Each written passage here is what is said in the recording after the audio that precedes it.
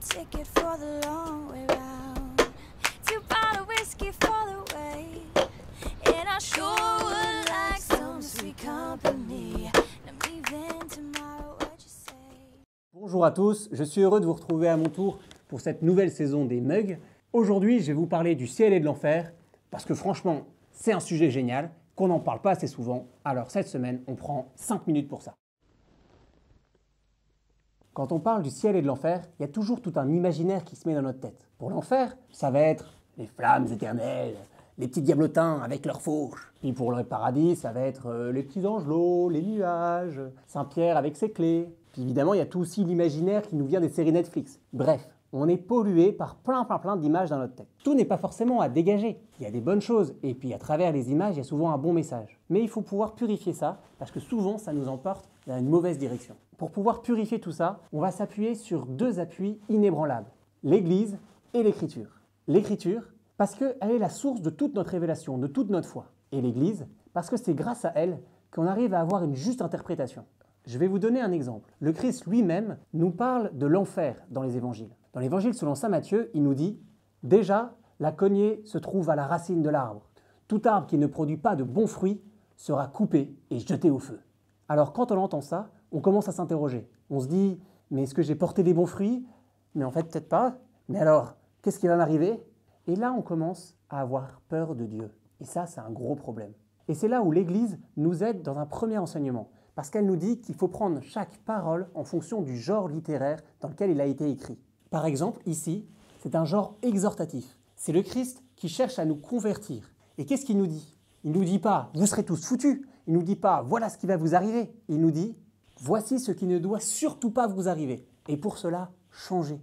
Et ça change tout dans la signification. Ça veut dire que Dieu, il ne veut pas, il n'a jamais voulu, il ne voudra jamais qu'une personne se retrouve en enfer.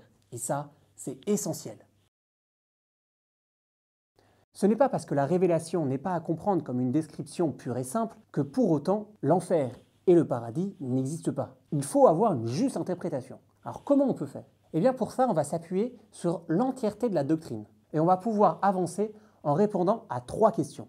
Qui est Dieu ? Où est le ciel ? Et pourquoi l'enfer ? D'abord, qui est Dieu ? Eh bien Dieu, il est l'immuable, le tout-puissant.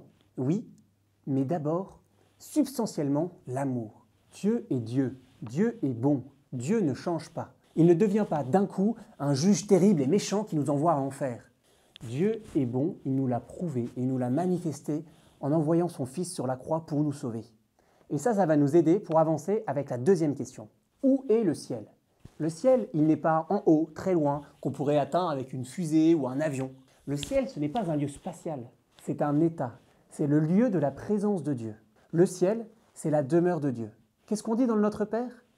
Notre Père qui es aux cieux. Ah, le ciel, c'est là où est Dieu. Du coup, quand on meurt, quand on arrive face à Dieu, il nous est proposé de l'accueillir.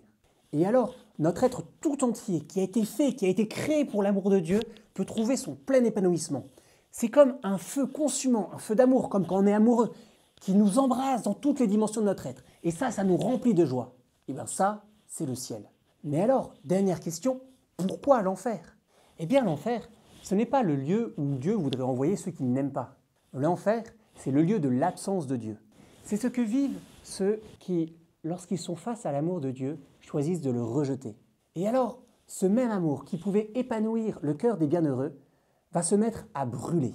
Pour comprendre cela, imaginez quelqu'un que vous ne pouvez pas supporter. Mais genre, non, je l'aime pas. Et imaginez que cette personne, elle vous aime beaucoup. Mais alors, beaucoup.